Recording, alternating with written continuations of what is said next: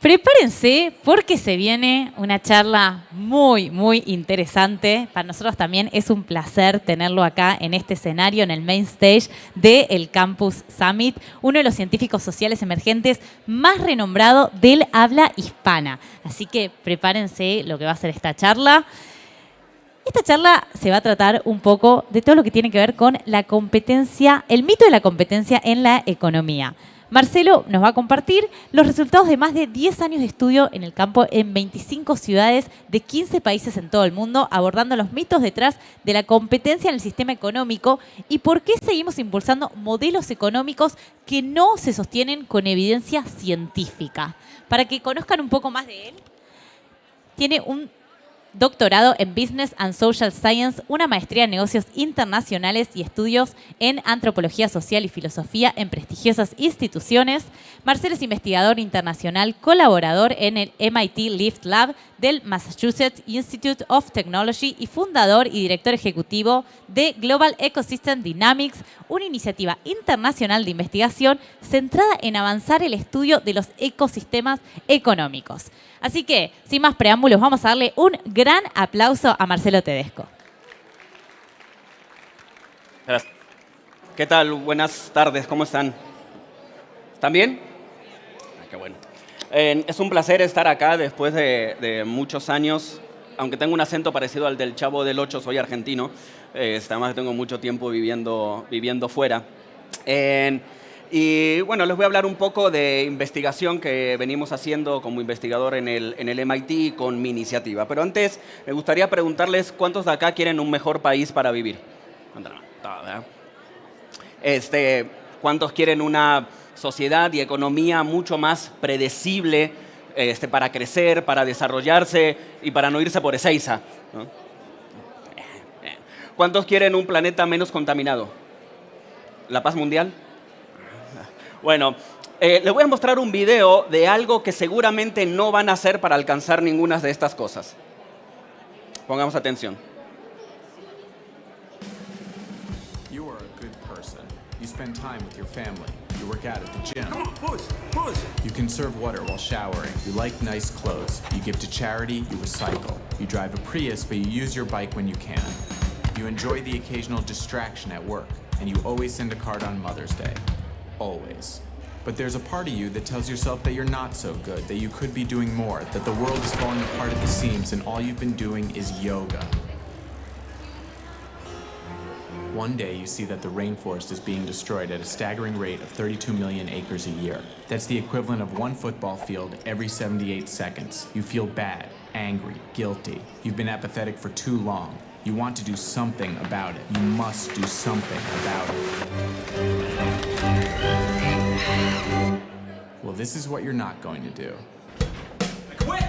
You're not going to quit your job, leave your family, get on the next flight to Nicaragua, take a bus to the edge of the jungle, then hoof it across rivers, lakes, and streams on a quest to the very heart of the rainforest. Take me to the heart of the rainforest. You're getting closer. You're almost there. You have arrived. You're not going to ingratiate yourself with the local tribesmen, go to great lengths to earn their respect and trust. No. It is around now you realize you're living out the cliché gringo fantasy of becoming an honorary native and leading the resistant forces. But screw it. If they could do it, so can you.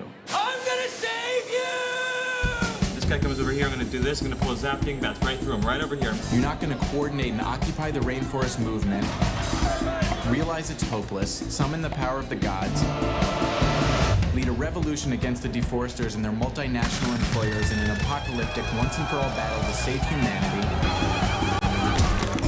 only to awaken 2 days later in an El Salvadorian hospital with 2 toes missing on your left foot. Siri, I wanna go home! Hobble out of Central America, up through Mexico, across the Sierra Madre, where you break down, have your first cigarette in 4 years, accidentally start a wildfire, killing off the endangered species that once served as your occupational distraction, finally make it back home, only to find you've been replaced at work by a guy named TJ, and that things at home are not what they used to be.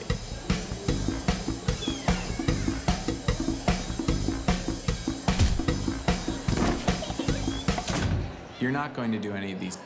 Seguramente no van a hacer ninguna de estas cosas, ¿verdad? Pero sí hay algo que podemos hacer y es dejar de creer en mitos, ¿sí?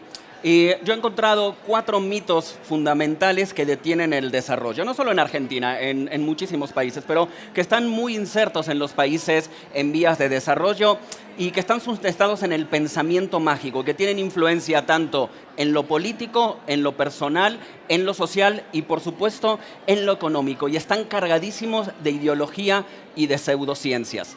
El pensamiento mágico es una distorsión cognitiva que se produce cuando establecemos relaciones causales entre cosas que no las hay y que no tienen ninguna evidencia científica. Pero el gran problema del pensamiento mágico es que nos facilita desprendernos de la responsabilidad de nuestros propios actos. Y uno de los principales mitos son los líderes mesiánicos, ¿sí? O sea, esta idea de que tiene que venir alguien, ¿no? Alguien que habla como que le gusta hablar fuerte, ¿no? Que tiene una gran capacidad oratoria, que mueve masas. No creemos que porque mueve masas o porque habla de una forma más arrogante o más pendenciera que los demás, entonces es alguien que puede hacer las cosas bien como gobernante. ¿Sí? Y propone un montón de ideas, ¿no? Puede ser de izquierda, de derecha, esto no tiene nada que ver con el extremo de la ideología política, sino con la ideología en sí. Propone ideas ideológicas que no tienen evidencia científica, pero que le dicen a la gente lo que quiere escuchar. ¿Sí? Entonces la gente va esperanzada por un cambio, porque los otros no les funcionaron, y votan por alguien que, como es diferente a los demás y habla de una forma que a mí me gusta, ¿no? Establecemos una relación causal entre eso y que va a ser un buen gobernante y que nos va a sacar de todos los problemas. Y trasladamos a los líderes mesiánicos esta responsabilidad. Y esto es recontra común en Latinoamérica, pero también pasó en Estados Unidos con Trump y pasó también en el Reino Unido con Johnson. ¿Sí? No es solo un problema latinoamericano. El otro es la astrología. Ya no lo uso, ¿no? Pero bueno, como viajo mucho, solía abrir Tinder, ¿no? Llego a Argentina hace como un año, abro el Tinder y empiezo, ¿no? Ya saben, ¿no? Swipe. Y cada chica que yo veía decía: soy Escorpio, es todo lo que tienes que saber de mí. Bueno. La otra decía: soy Acuario, no tengo nada más que decir. Y yo, ¿what? ¿No? O sea, ¿cómo? ¿No? O sea, yo sé qué signo soy, pero hasta ahí, nada más porque es el día en el que nací, ¿no? Pero, o sea, ¿cómo es posible que un signo, o sea, y algo que se sabe que es una pseudociencia, ¿no? Las pseudociencias son, digamos, cualquier creencia en que se le establecen ideas que pueden parecer científicas, pero que no pueden ser demostradas de ninguna forma. Eso es una pseudociencia, ¿no? Entonces decimos que, bueno, a ver, soy un desordenado, despreocupado, el que no me interesa nada. No soy eso. Más bien tengo la luna en Acuario, ¿no? O no tengo un trauma de chico que no he resuelto en terapia y por eso soy un egoísta. No, soy de Tauro. No. O qué sé yo, ¿no? No, me estás yendo recontra mal. No son las malas decisiones que tomaste, es Mercurio que está retrógrado o redrogado o qué sé yo, ¿no? Eso es, pero bueno, establecemos y tiene un impacto sustancial esto porque después en nuestra cabeza este sesgo cognitivo se traslada a un montón de circunstancias sociales, ¿no? Y de vuelta limita nuestra capacidad de asumir la responsabilidad sobre un montón de cosas. El que estaba redrogado era o sea, Freud. O sea, el psicoanálisis ya no se enseña en ninguna parte del mundo en universidades serias, digamos, ¿no? Se sabe que el psicoanálisis, y no es nuevo, desde 1930 dentro de la comunidad científica, el consenso es que el psicoanálisis, no la psicología es una ciencia, el psicoanálisis es una pseudociencia. ¿Por qué? Porque al igual que la astrología, no hay forma de demostrar que lo que dice el psicoanálisis, como la existencia del subconsciente, el yo, el superyo, el ello, exista realmente, ¿sí? No hay forma de comprobar empíricamente que sus postulados son reales, ¿sí? No se puede, lo que llaman en ciencia, no se puede falsar, ¿sí? Y una condición básica de la ciencia es que lo que tú digas, yo te lo pueda contradecir con evidencia empírica. Es decir, que si yo digo que tal cosa funciona de tal manera, se pueden realizar experimentos, al menos que sea una ciencia teórica como la matemática, que se puedan producir experimentos para yo decir que vos estás equivocado. Y si yo no logro demostrar que vos estás equivocado, entonces lo que vos me estás diciendo muy probablemente sea cierto. Y después viene el consenso científico alrededor de eso. Bueno, un filósofo de la ciencia, el más importante de los últimos 50 años, que era argentino, por cierto, Mario Bunge, decía que entre el psicoanálisis y la astrología, él se quedaba con la astrología, porque por lo menos era más divertida. ¿Sí? Perdón, eso que está borrado lo tuve que eliminar un poco, porque vieron, todo es culpa del falo, ¿no? Y no sabía si iba a haber menores de edad acá, así que mejor lo quité. Entonces el psicoanálisis establece relaciones causales donde no existen. No hay evidencia científica para demostrar lo que el psicoanálisis dice. Pero Argentina es el país del mundo con mayor psicoanalistas per cápita del mundo. Hay 400 psicoanalistas por cada 100.000 habitantes. El siguiente país tiene solamente 50. ¿Sí? O sea, hay una enorme, brutal diferencia entre cómo se ejerce la terapia psicológica, que acá es psicoanálisis, versus lo que sucede en el resto del mundo. No está mal ir al psicólogo, está perfecto, ¿no? Pero bueno, mandan a terapia psicología, digamos, de cognitiva conductual, que se sabe que tiene evidencia científica de cómo funciona. Y hay mucho más que decir de eso, pero el cuarto mito, y es el que nos trae aquí el día de hoy, es la economía escolástica. La economía escolástica es la investigación, planeación y enseñanzas económicas ejercidas dentro de una escuela de pensamiento sin tener en cuenta la realidad. Básicamente, donde se establecen relaciones causales en los modelos económicos, pero que no pueden ser comprobados con evidencia empírica en la realidad. El gran problema de la economía escolástica es que todos los modelos dominantes económicos del mundo se basan en economía escolástica, es decir, economías que no tienen, modelos económicos que no tienen ningún tipo de evidencia científica. Esto de vuelta no es solo el del psicoanálisis, sí es un problema de Argentina, este es un problema a nivel mundial.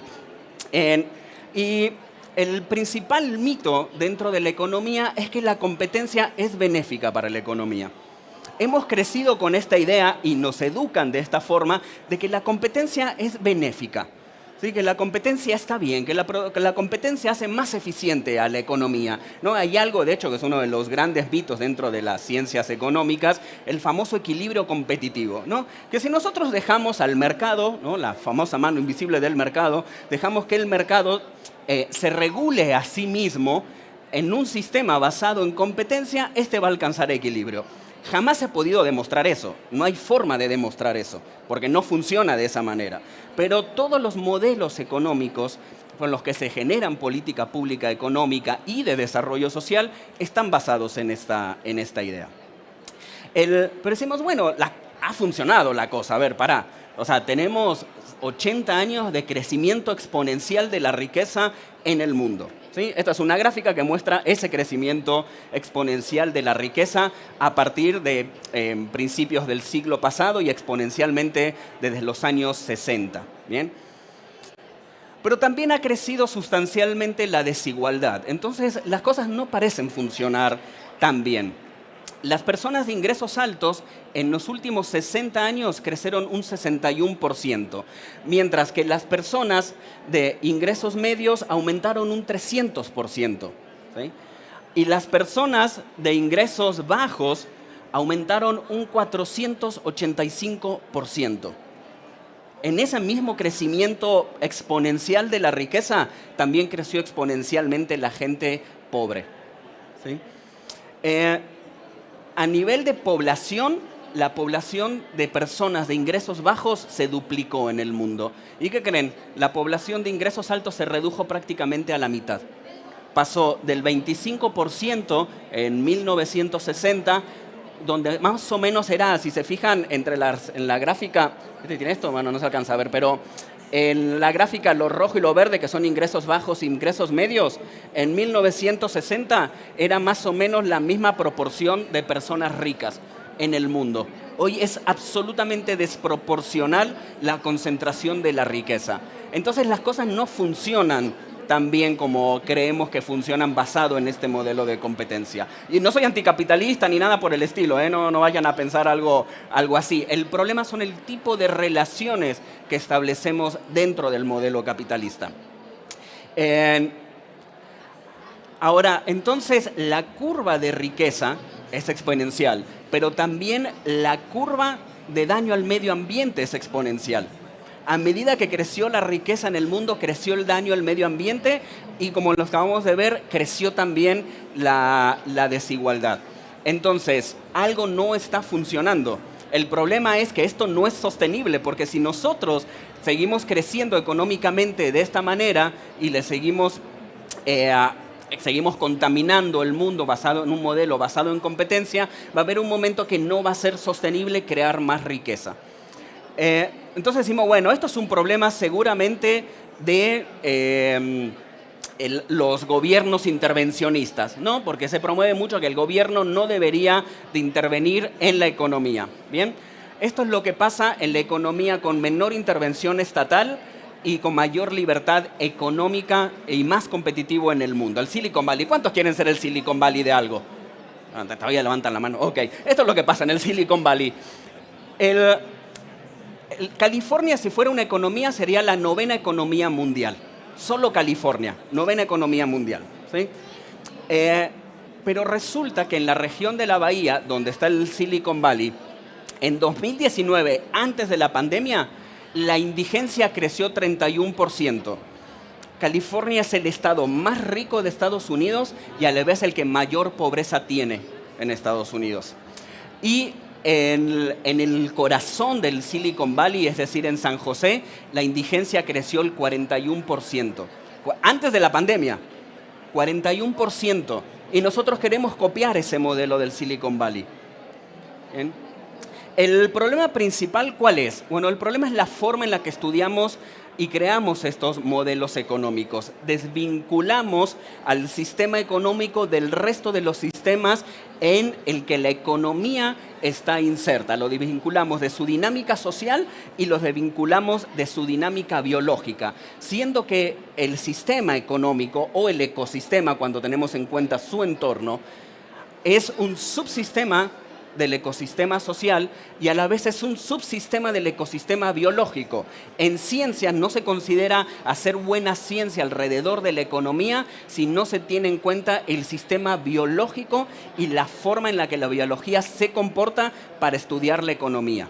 ¿Sí? Diferentes autores, esto no solamente lo digo yo, sí, he publicado varios papers al respecto, pero un conjunto de autores que dicen que los sistemas biológicos, sociales y económicos deben estudiarse y analizarse mediante el mismo enfoque de la teoría de sistemas complejos. Sí, esto lo dicen un montón de autores. La economía es un sistema complejo, ¿sí? Como lo es el ecosistema social y como lo es el ecosistema biológico. El tema es que la ciencia de los sistemas complejos tienen aplicaciones desde escalas como, por ejemplo, analizar una pandemia, ¿sí? Que tiene un origen biológico, que tiene impacto en la sociedad y en la economía, o analizar directamente en la economía. Entonces, con base en estas propuestas de diferentes autores en años de literatura, desarrollé este modelo para que quedara un poco más claro.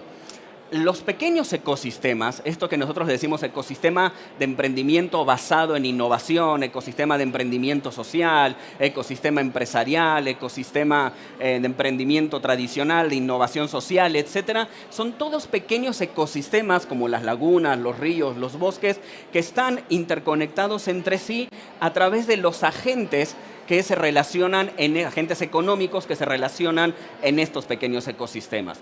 Esto en conjunto forma lo que yo he denominado el ecosistema económico, ¿sí? Pero el ecosistema económico está, como les decía, inserto en un ecosistema mucho más relevante que es el ecosistema social, ¿sí? Todos los valores que nosotros tenemos como sociedad se transfieren al ecosistema económico, pero también lo que sucede en el ecosistema económico tiene un serio impacto en el ecosistema y en la dinámica social.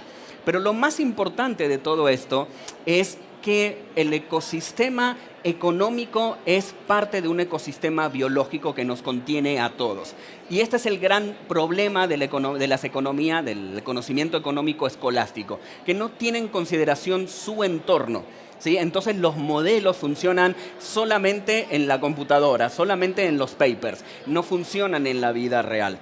Porque absolutamente todo lo que producimos en la economía, todo viene de un solo lugar y es el planeta Tierra. Y absolutamente todo lo que desechamos de la economía va a parar a un solo lugar y es el planeta Tierra. Entonces, el sistema económico no se cierra en los agentes económicos que componen el sistema, se cierra en el planeta Tierra. ¿Sí? Y ese es uno de los grandes problemas que tiene esta economía que impulsa la competencia como principal factor de eficiencia y de crecimiento. Ahora bien, ¿qué dice la biología sobre las relaciones que construimos? Algo que nos olvida porque tenemos una visión recontra antropocéntrica de cómo funciona el mundo es que somos animales, somos entidades biológicas. Y si bien tenemos capacidad de conciencia, aunque no siempre la usamos, somos eminentemente animales. ¿Sí? Animales sociales, como el 99% de todas las especies que existen en este planeta. ¿Bien? Esto no lo inventé yo, esto es biología, ahí están abajo, si lo pueden leer todos los autores que construyeron esto. Biología pura, ¿sí? Y esto se enseña en los últimos años de biología, no se enseña al principio.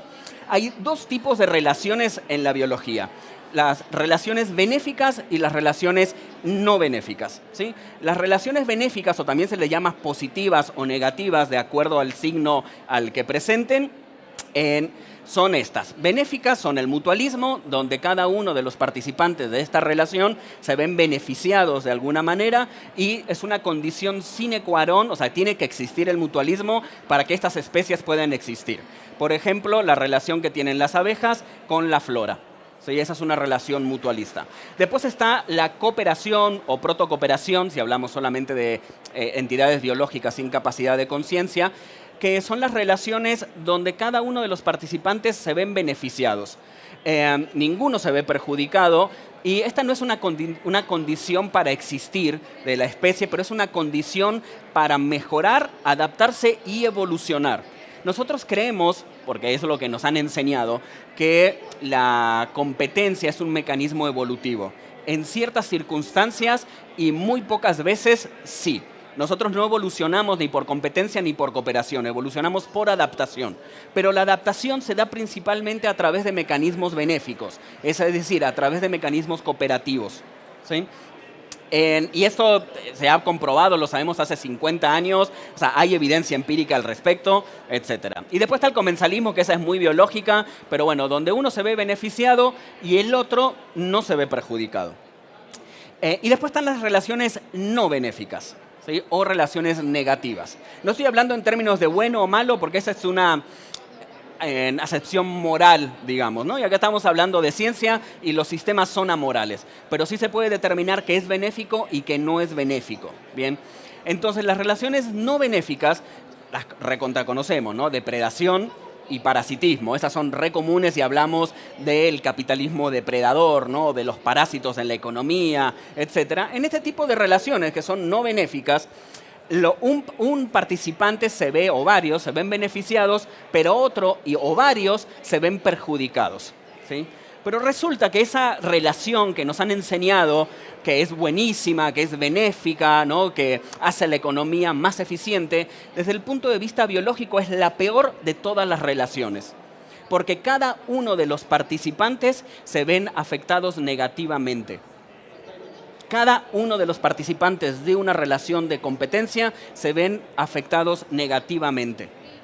El problema sustancial de las relaciones de competencia es que tienden al agotamiento de los recursos. La evidencia en campo muestra que especies que compiten durante largo tiempo, que generan una relación simbiótica de competencia, desaparecen. A ese nivel es de dañina la competencia. ¿Esto quiere decir que la competencia tiene que desaparecer? No, no, no. La competencia es un mecanismo natural que existe. El tema es que para que la vida exista, se requiere de algo que se llama capacidad homeostática del ecosistema. La capacidad que tiene un ecosistema en mantener el equilibrio ante cambios en el entorno o disrupciones internas. ¿Sí? Y la competencia no genera equilibrio, todo lo contrario, la competencia genera desequilibrio. ¿Sí? Ese es el problema fundamental.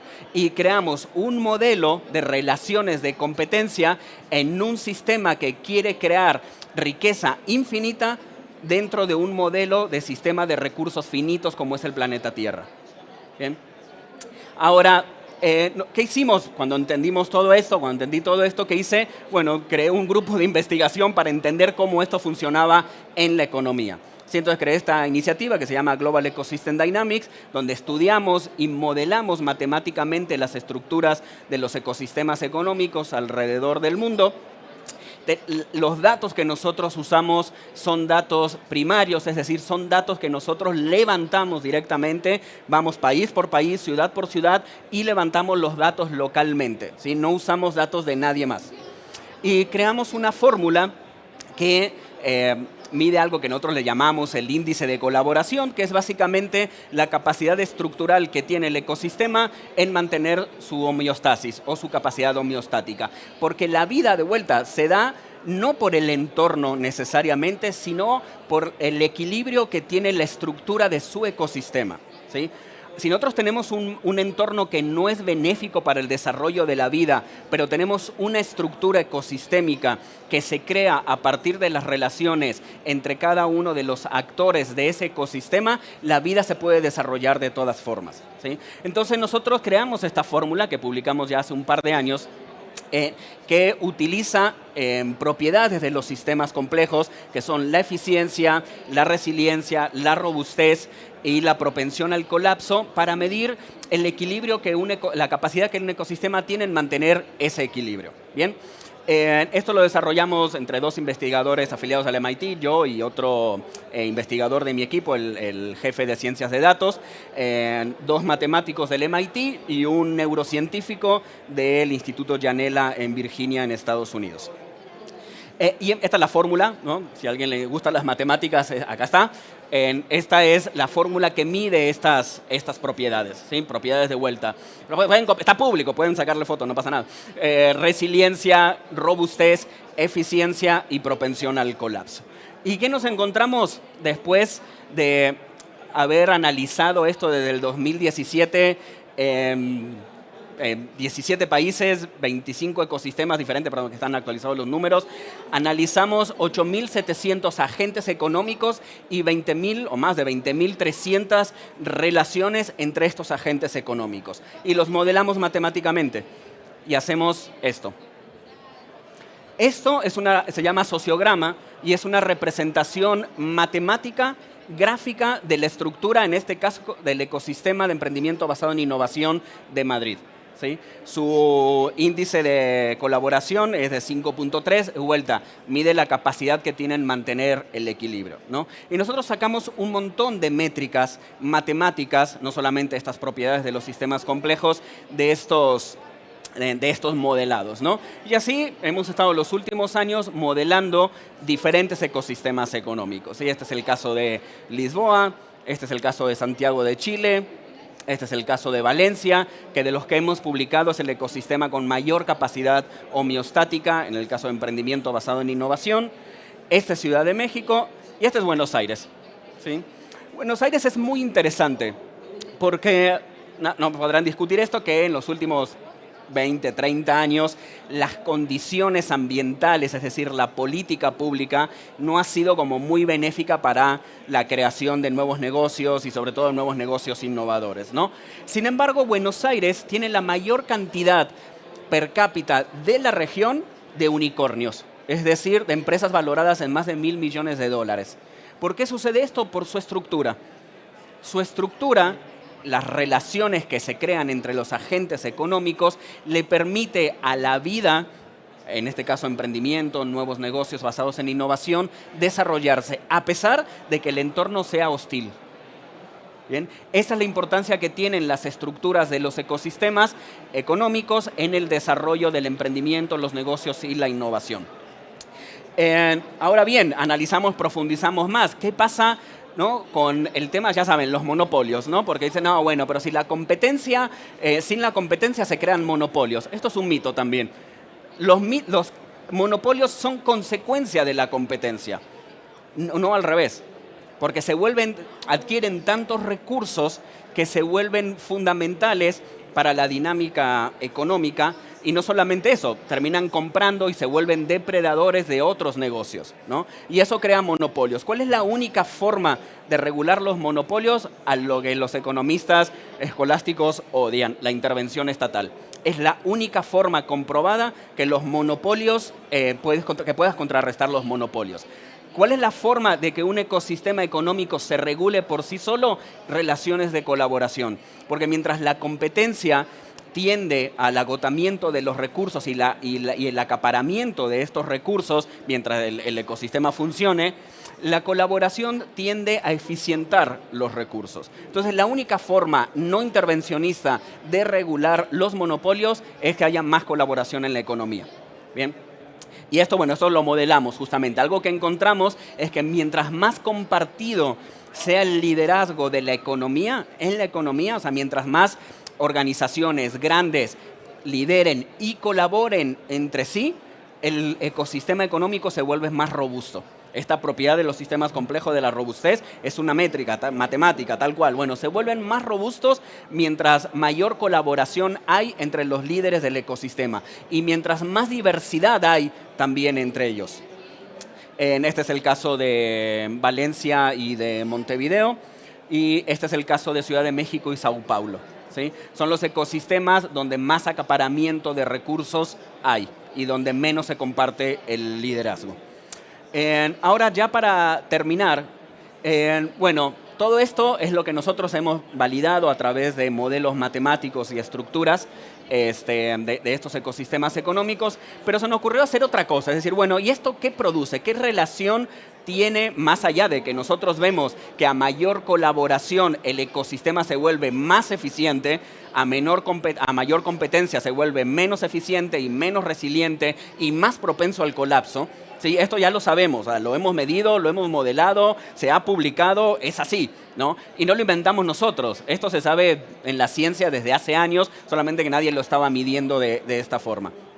Pero entonces lo que nosotros hicimos, usando otro modelo que se creó en el MIT, una iniciativa que se llama Innovation Initiative del MIT, creó un modelo que se llama iEcosystem, que es un modelo de crecimiento donde es una pirámide, pero la punta de la pirámide mide el impacto sostenible, es decir, el crecimiento económico y el crecimiento social. En este pilar, digamos, de desarrollo, nosotros tenemos 15 indicadores, 15 indicadores de crecimiento económico y 16 indicadores y 11 indicadores de desarrollo social que publican, esto sí es dato secundario, ¿no? Que publican la ONU, el Banco Mundial, el Foro Económico Mundial y el Global Innovation Index, el Global Entrepreneurship Monitor, etcétera, ¿no? Eso no los publicamos nosotros, son indicadores sumamente conocidos. Lo que hicimos nosotros fue hacer algo que se llama técnicas de scrapping y fuimos y nos robamos esos indicadores de 108 países, ¿sí? En total, en todo este modelo hay 68 indicadores, entonces nos robamos los 68 indicadores de 108 países, pero solamente en este caso para medir el impacto sostenible lo que hicimos fue correlacionar matemáticamente a través de un modelo predictivo que es las propiedades de los ecosistemas económicos que nosotros estábamos midiendo con los países que teníamos estos indicadores. Mientras más azul o verde, turquesa, ¿qué es eso? Más correlación hay, ¿no? La correlación es cercana a 1, quiere decir que hay una correlación positiva, y cuando la correlación está en negativo, o sea, es -1, es negativa. Y entonces lo que encontramos, que correlación no es causalidad, pero acá hay un tema. Nosotros utilizamos indicadores de salida de crecimiento, ¿sí? Entonces, si bien este modelo no predice causalidad, sí se acerca a través de estadística, algo que se llama p-value, a que simplemente esto no haya forma de decir que no sea posible. El p-value de esto es de 0.008, es cercano a 0, ¿sí? Es prácticamente, no hay forma de que esto no sea posible, ¿bien? Entonces, lo que encontramos, acá tenemos el pilar que mide desarrollo sostenible, que existe una correlación cercana a 1 entre el desarrollo sostenible y las estructuras equilibradas de los ecosistemas económicos, cuya propiedad de equilibrio se logra a través de la colaboración, no a través de la competencia. Bien, pero no solamente eso, ¿le acuerdan que le decían que una propiedad es la eficiencia y lo que se suele decir es que la competencia vuelve más eficiente a la economía? Bueno, eso lo medimos directamente. Hay una propiedad matemática de Complex Network Analysis que mide la eficiencia de un sistema complejo. Bien, lo que nosotros encontramos es que a mayor relaciones de colaboración, mayor eficiencia. A mayor cantidad de relaciones de competencia, menor eficiencia en el sistema. Completamente al revés de lo que nos suelen enseñar. Porque todo lo que nos suelen enseñar no tiene evidencia científica, ¿sí? Está basado en mitos que vienen desde la época victoriana, obviamente lo que dijo ese fue el nombre de la evolución, Darwin, era cierto, pero era limitado en ese momento, porque las únicas herramientas que Darwin tenía para observar la evolución eran sus anteojos. ¿Sí? Pero hoy sabemos que los mecanismos de evolución no se dan necesariamente por competencia, como se los expliqué. Entonces, lo que encontramos es que la correlación de la eficiencia con el desarrollo sostenible es de 0.79. Es casi 1. ¿Sí? Es evidente, mientras más eficiencia tenga un sistema económico, mayor impacto va a haber en el desarrollo sostenible. ¿Sí? Eso no es ningún secreto. El problema es creer que la competencia vuelve más eficiente a los sistemas. Y bueno, transitividad, que es que tan rápido fluyen los recursos a través del sistema. Y después que cada una de las métricas que miden competencia como modularidad, es que tanto los agentes económicos tienden a crear islas en vez de a colaborar, está correlacionado negativamente con el desarrollo sostenible. Y el Spectral Radius, que también es que tan disperso es la estructura de un ecosistema económico, está relacionado negativamente con el desarrollo económico. Entonces, la colaboración es el tipo de relación más importante que existe en una economía. No existe la posibilidad de equilibrio en un sistema dominado por la competencia. Es básicamente un mito. No hay forma de que esto suceda. ¿Sí? No es algo que quisiéramos que en algún momento suceda o que se pueda obtener. No hay forma de que suceda. Kropotkin, que fue uno de los primeros que habló de esto en 1850, por ahí, él decía que sí, la competencia es la ley de la selva, pero la cooperación es la ley de las sociedades desarrolladas. ¿Sí? Debemos mantener los mecanismos de competencia por debajo de los mecanismos benéficos. No desaparecerla, porque es un mecanismo natural y no se puede desaparecer, pero sí tiene que estar por debajo de los mecanismos benéficos que permiten que la competencia, que el ecosistema se vuelva más eficiente, más resiliente, más robusto y menos propensos al colapso, para dejar de darle likes a los niños pobres de África o de Formosa o del Chaco. Muchas gracias.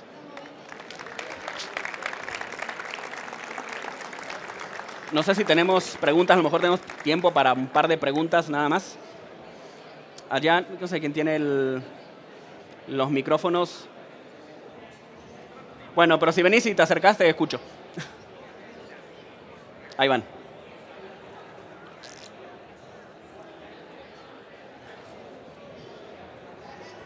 Hola. ¿Qué mecanismos pensás que existen para asegurarnos que la colaboración entre los agentes de un sistema no puede tornarse de mala fe y coludan, se cartelicen, acuerden precios?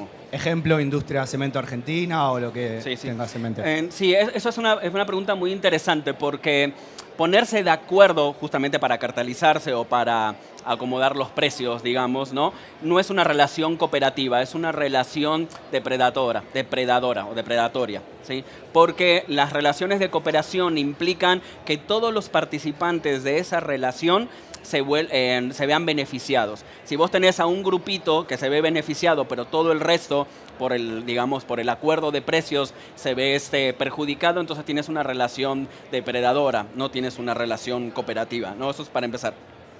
Y lo demás tiene que ver con la motivación. Y con la educación, definitivamente. Nos han educado de que somos eminentemente competitivos, y eso también es un verso. O sea, todos los animales que viven en sociedad son eminentemente cooperativos. biológicamente somos cooperativos, no competitivos. La competencia es un recurso que tenemos y que es aprendido, que son cosas completamente diferentes. Entonces pasa obviamente por la educación y hay un tema de motivación también, ¿no? Que nos han enseñado algo que tampoco existe, que es el individuo. Y esto es un tema súper polémico. No existe nada en el universo que funcione de forma individual. Nada. Nada, no hay nada en este universo que funcione de forma individual. Para todos dependemos de alguien más. Entonces el individualismo también es una ideología, ¿no? Pero nos enseñan que deberíamos de funcionar de esa manera. Lo que sucede en la biología es que de forma instintiva y por evolución, los animales, no solo los animales, los árboles también hay unos serios estudios de una investigadora que se llama Simard, que son increíbles, que han mapeado cómo se comunican los árboles en los bosques, ¿no? Bueno, en eso se basó Avatar, en el estudio de esta científica. Entonces, lo que sucede es que para mantener equilibrio, estas relaciones cooperativas existen naturalmente o benéficas. El problema es que nosotros tenemos conciencia, básicamente ese es el gran problema, y que aprendemos de forma muy rápida, ¿no? Y hay un problema de la motivación, que es lo que nos motiva, ¿no? Entonces, nosotros actuamos de forma inversa como sucede en la biología. Nosotros nos preocupamos primero por nosotros mismos y luego por el resto, ¿no? Lo que sucede en ecosistemas biológicos equilibrados, no hay una preocupación porque no hay conciencia, pero primero es el ecosistema y después es la vida, ¿sí? Entonces, ese debería ser el cambio de pensamiento en la educación. Primero es el equilibrio ecosistémico y después son los derechos y los beneficios propios, ¿sí? Y esto hay que tener mucho cuidado en cómo se maneja, porque no se trata de coartar las libertades individuales ni nada por el estilo, pero es entender que dentro de esa libertad es muy relevante mantener el equilibrio económico, social y biológico.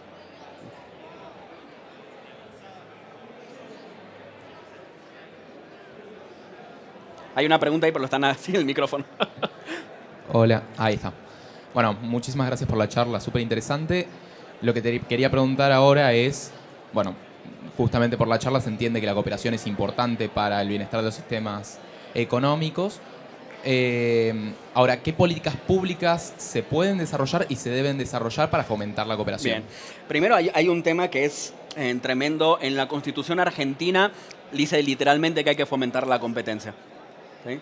Entonces, toda la política pública de Argentina, digamos, tiene que estar evidentemente alineado a lo que dice la Constitución. Lo primero que había que cambiar es la Constitución.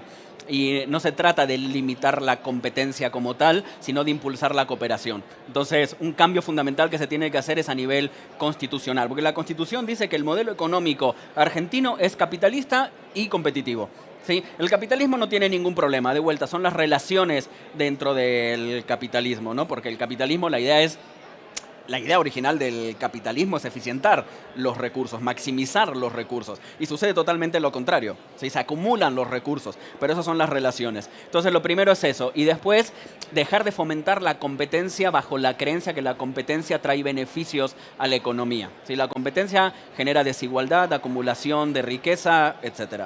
Lo que se necesita es fomentar la cooperación desde la política pública, ¿no? Básicamente, desincentivando la competencia y incentivando la cooperación. Sí, ¿qué tal? Buenas tardes, disculpa. Vos planteás que el capitalismo... ¿Puedes hablar un poquito más fuerte? Ahí está, listo, gracias. El tema de el tema de el planteo de que el capitalismo no tiene ningún problema, planteaste recién o algo así. El tema de la propiedad privada de los medios de producción, el límite de la competencia, o sea, la propiedad privada de los medios de producción lleva a centralización, concentración y, bueno, ¿quién se lleva? O sea, sí, no entiendo. Un poco el planteo del tema de cuál es el límite y el Bien. concepto de Estado, Claro, como un Estado regulador y no como un actor de los medios de los grandes medios de producción concentrados. Sí.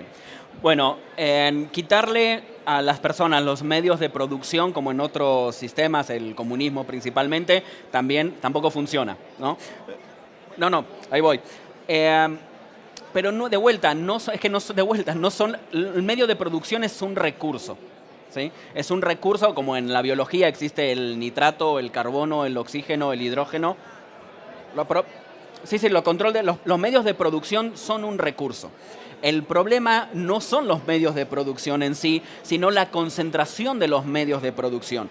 Esa concentración de los medios de producción es consecuencia de la competencia. Entonces, si creamos ecosistemas y modelos económicos en el que se fomente la cooperación, los recursos de los medios de producción van a ser más compartidos y menos concentrados.